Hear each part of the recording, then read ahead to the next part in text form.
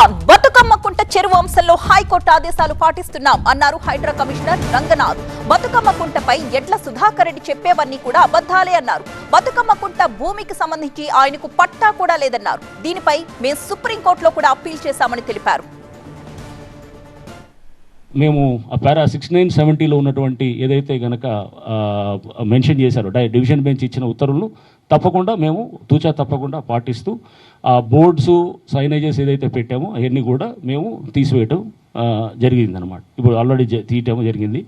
And ఈ railing గోడలు ఇవన్నీ కూడా అదంతా కూడా దాన్ని సంబంధించి వచ్చింది. అది సుప్రీంకోర్టుకి అఫిడవిట్ రూపంలో ఒక మమ్మల్ని 3 వీక్స్లో ఇవ్వమని చెప్పి కూడా చెప్పడం జరిగింది.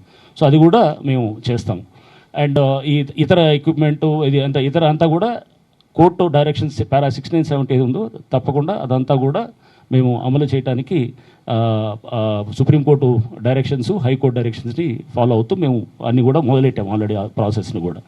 రైట్, ఇది ఇలా ఉండగా అసలు బేసిక్ దాంట్లో అసలు మొన్న కూడా నేను చూశాను, ఎడ్ల సుధాకర్ రెడ్డి ఏదో ప్రెస్ మీట్ కండక్ట్ చేసి ఆయన ఏదో అంటే ఇది ఇక్కడ చెరువు అనేది అసలు మేము ఏదో ఇక్కడ 2 ఏది చిన్న కుంట ఏదో ఉండేది అంతే తప్ప కానీ అనేది ఆయన అఫిడవిట్లో క్లియర్గా 1000 లారీలు మేము ఫిల్ చేసాము ఇది ఆ కుంటనని చెప్పి కూడా అతను అఫిడవిట్లో ఉందన్నమాట.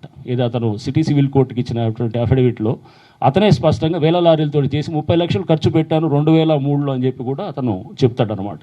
చెప్పి చేసిన దాంతో అంటే అది ఒక గుంతనో లేకపోతే ఒక కుంటనో దాన్ని ఫిల్ చేశాడనేది అతనే అడ్మిట్ అవుతున్నాడు.